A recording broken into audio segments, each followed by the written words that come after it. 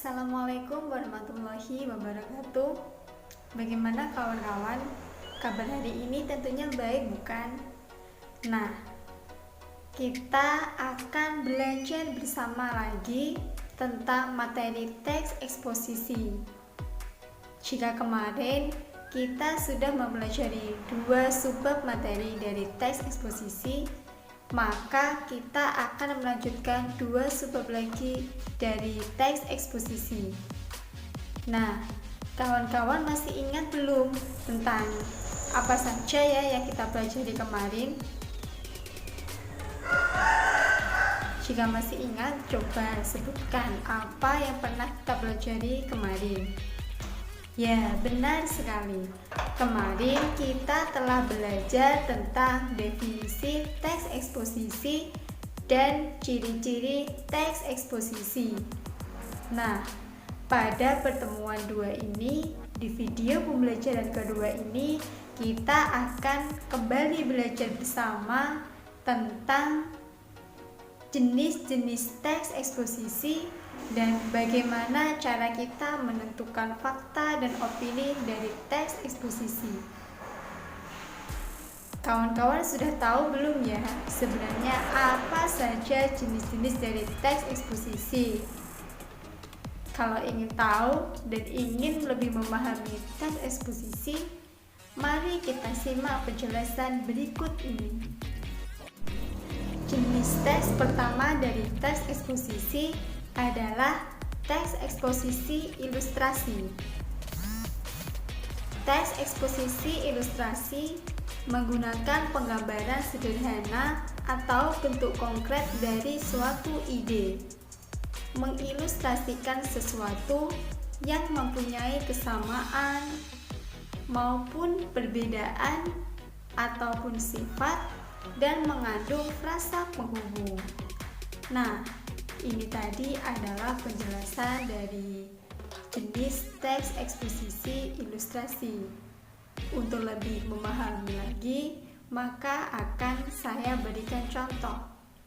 Ini contoh teksnya. Sampai hari ke-8, bantuan untuk para korban gempa Yogyakarta belum merata. Hal ini disebabkan karena wilayah Bantul dan Jetis, misalnya di Desa Piyungan, sampai saat ini warga Desa Piyungan hanya makan singkong. Mereka mengambilnya dari beberapa kebun warga. Jika ada warga yang makan nasi, itu adalah sisa-sisa beras mereka yang mereka kumpulkan di balik reruntuhan bangunan. Kondisi seperti ini menunjukkan bahwa bantuan pemerintah kurang merata. Untuk jenis teks eksposisi yang kedua adalah teks eksposisi berita. Pada teks eksposisi berita ini memberikan informasi dari suatu kejadian yang sering dijumpai dalam berita atau surat kabar. Nah, ini adalah jenis kedua dari teks eksposisi. Untuk lebih memahaminya, ini contoh teksnya. Para penjual makanan mengeluhkan atas kenaikan harga BBM. Pasalnya, naiknya harga BBM membuat bahan baku naik. Alhasil, para penjual harus menyiasati hal ini dengan memperkecil porsi atau menaikkan harga makanan yang mereka jual. Nah, kawan-kawan, kita sudah mempelajari dua jenis teks eksposisi, yaitu teks eksposisi ilustrasi dan teks eksposisi berita. Untuk jenis yang ketiga dari teks eksposisi adalah teks eksposisi perbandingan. Sebenarnya apa yaitu teks eksposisi perbandingan? Teks eksposisi perbandingan yaitu menerangkan ide atau gagasan pada kalimat utama dengan metode perbandingan. Nah, untuk contohnya agar lebih memahami lagi adalah sebagai berikut. Letusan Gunung Krakatau bukanlah letusan paling dahsyat yang pernah tercatat dalam sejarah umat manusia. letusan yang terjadi pada tahun 1883 ini belum ada apa-apanya jika dibandingkan dengan letusan Gunung Tambora dan letusan Gunung Toba yang sangat dahsyat. Bahkan, letusan Gunung Toba membentuk sebuah danau yang sangat besar di tengah-tengahnya. Namun, letusan Gunung Krakatau terjadi pada saat jumlah populasi manusia di bumi telah banyak, sehingga dampaknya lebih terasa. Oleh karena itu, letusan Gunung Krakatau tercatat menyebabkan dampak yang lebih besar meskipun masih kalah dahsyat dengan letusan gunung lainnya. Sedangkan jenis teks eksposisi yang keempat adalah teks eksposisi proses, di mana teks eksposisi proses ini berisi mengenai panduan atau tata cara membuat sesuatu. Sebenarnya hampir sama ya dengan teks prosedur, namun tetap berbeda. Contohnya, lemon dan jeruk nipis ternyata dapat berkhasiat sebagai penghilang jerawat. Kedua buah ini mengandung sitrik asid yang sangat kaya dan sangat baik untuk memindahkan sel-sel kulit mati yang bisa menjadi penyebab jerawat. Cara menggunakannya yaitu dengan mencampurkan perasan lemon dengan air mawar, kemudian oleskan di wajah dan dibiarkan selama 10-15 menit. Setelah itu, bilas dengan air hangat. Penerapan terapi ini secara rutin dan konsisten selama 15 hari akan memberikan hasil yang luar biasa. Kita sudah mempelajari jenis-jenis teks eksposisi 4 jenis. Kita akan mempelajari pula 2 jenis terakhir dari teks eksposisi, yaitu teks eksposisi pertentangan dan teks eksposisi analisis. Teks eksposisi pertentangan adalah teks yang berisi pertentangan antara suatu objek dan objek yang lain, biasanya menggunakan frasa penghubung. Meskipun begitu, akan tetapi, dan sebaliknya. Nah, untuk contoh teks eksposisi pertentangan ini adalah sebagai berikut. Olahraga jalan cepat bukanlah olahraga lari. Olahraga ini hampir sama dengan olahraga lari. Namun, yang membedakan adalah olahraga ini memungkinkan telapak kaki untuk menyentuh tanah. Sedangkan pada olahraga lari, ada kalanya kedua kaki tidak menyentuh tanah. Terlebih lagi, olahraga jalan cepat juga tidak memerlukan energi yang sangat besar jika dibandingkan dengan olahraga lari. Nah, bagaimana kawan-kawan? Tentunya sudah mengerti kan jenis-jenis teks eksposisi?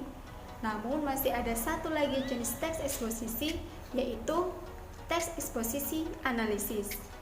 Teks eksposisi analisis adalah teks yang berisi proses memisahkan sesuatu masalah dari suatu gagasan utama menjadi beberapa subbagian, kemudian melakukan pembangunan secara berurutan. Nah, contoh dari teks analisis itu sendiri adalah sebagai berikut.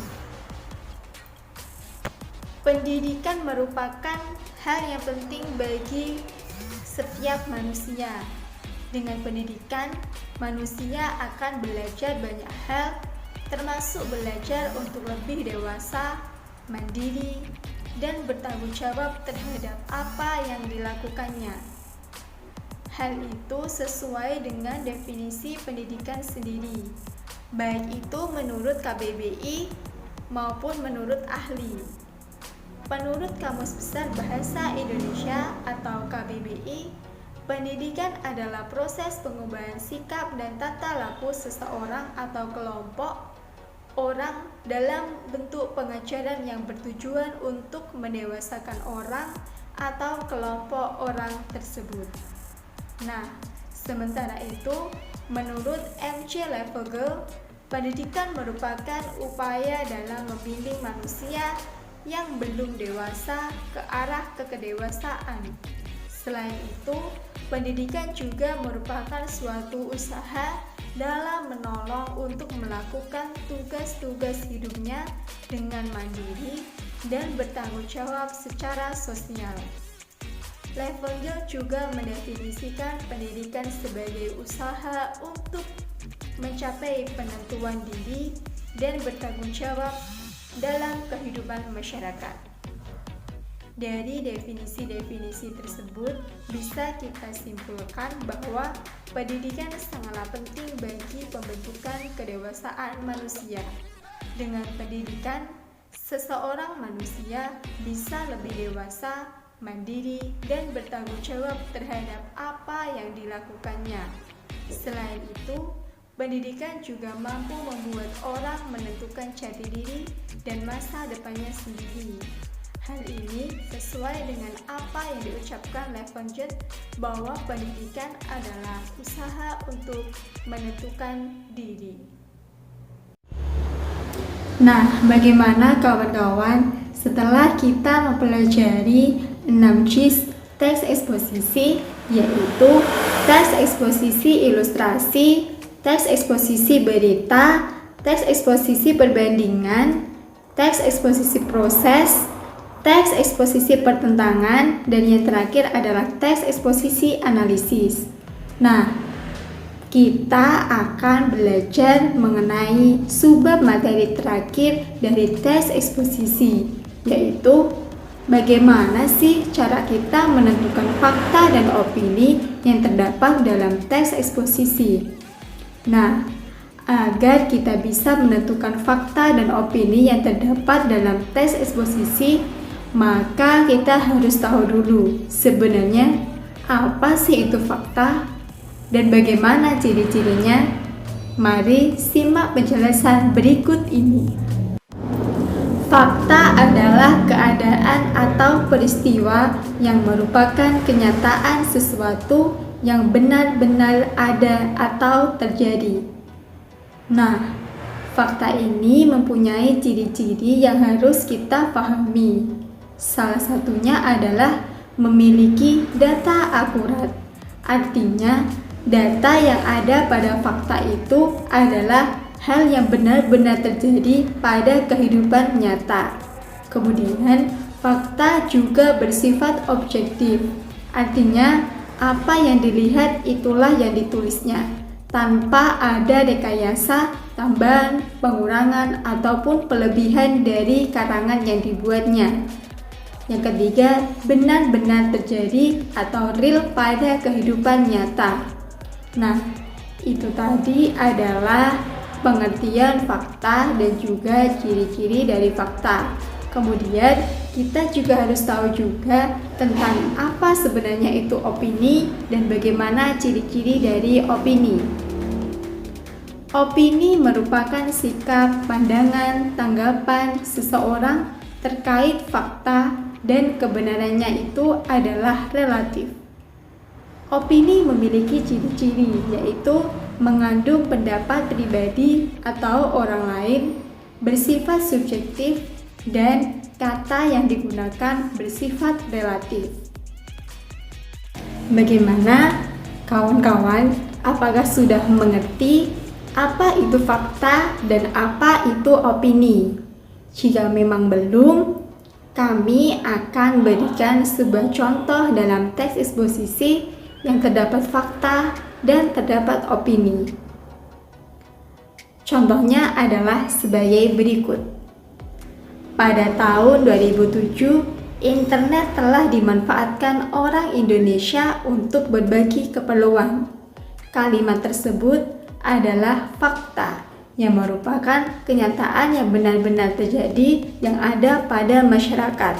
Kemudian dilengkapi dengan opini yang berkalimatkan penggunaan internet oleh orang-orang Indonesia cenderung untuk hal-hal yang negatif.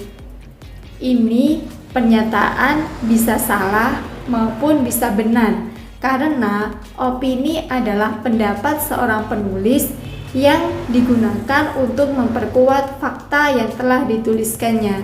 Jadi, pendapat seseorang ini tidak benar adanya. Berbeda dengan fakta. Fakta benar-benar terjadi dan bisa dipertanggungjawabkan. Namun, opini belum bisa dipertanggungjawabkan. Nah, bagaimana kawan-kawan untuk belajar kita hari ini?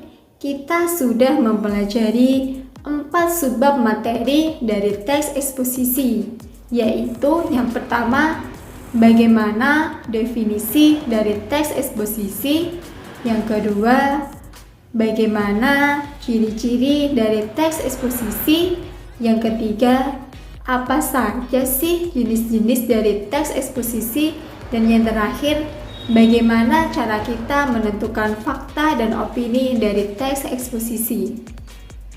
Nah, kawan-kawan, agar kalian lebih memahami lebih dalam lagi tentang teks eksposisi, mohon tonton video ini berkali-kali atau mencari definisi lain selain yang saya tuliskan di sini. Nah, kawan-kawan, saya harap semoga video pembelajaran yang saya buat sebanyak 2 kali ini pertemuan semoga bisa membantu kawan-kawan dalam belajar. Video pembelajaran ini mohon dijadikan sebagai tambahan referensi dan jangan dijadikan sebagai bahan utama penunjang belajar kawan-kawan. Karena kawan-kawan bisa menambah referensi melalui buku, internet, dan sebagainya.